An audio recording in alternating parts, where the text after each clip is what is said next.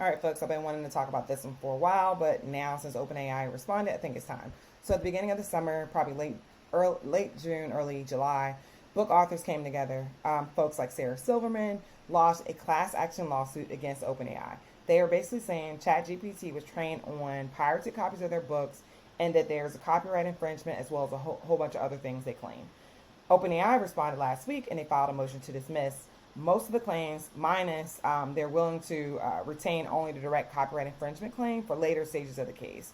But their argument is that authors misinterpret copyright scope and don't consider exceptions such as fair use. So basically, the authors think that no one can use anything with their book, and that does not promote innovation. And we need to make sure that they understand that we're using OpenAI is using these books to train their models to promote innovation. They're not using it in a way that is plagiarizing the material. The problem is the folks who are filing the cases, such as Sarah Silverman, Paul Timbley, Mona Awa, to make messing people's names up, Chris Golden, and Richard Cowdery, are basically saying, no, you have copyright infringement, you have violation of Digital Millennium Copyright Act, you have unfair competition, negligence, and unjust enrichment. They're saying all these things are happening. No, stop using our book. OpenAI is like, dismiss all of that. Let's have a conversation around copyright. And just a reminder that copyright law is meant to protect the expression of ideas, not the underlying idea or facts. And this article also talks about that as well. We want to make sure that we do that because we want people to be creative, because otherwise, think about all the books that have very similar underlying things that are in them, or similar storylines, similar people, characters. They have to be very careful when we come to copyright law about this. Google Books has also went through this process of being sued, noting that the statistical info they use about a book is able to be used because they were also sued. It's not about a copyright.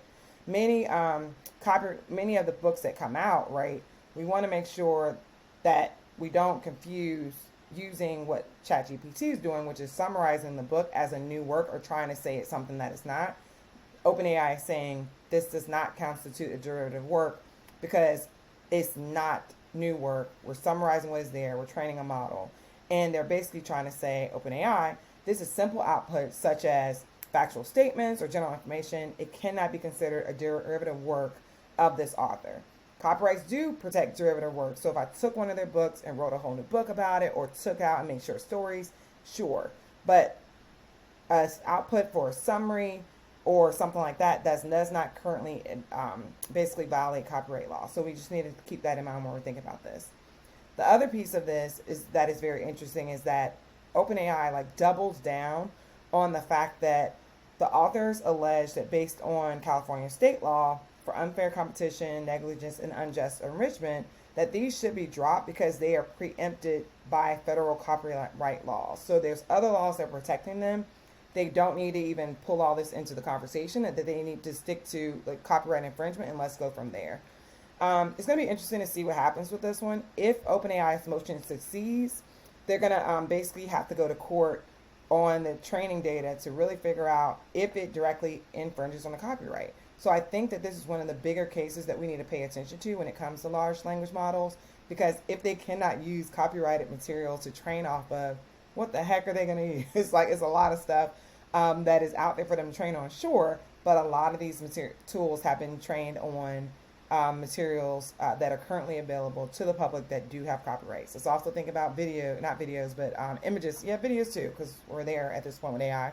Images that are used to train that are copyrighted images. This is going to be very big when we think about what type of data is the underlying data that we use to train these large language models.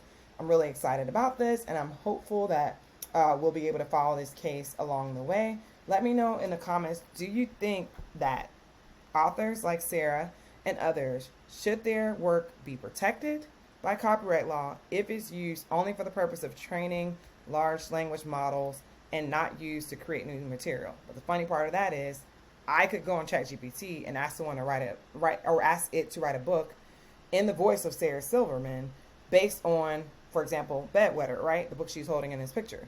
I could easily do that.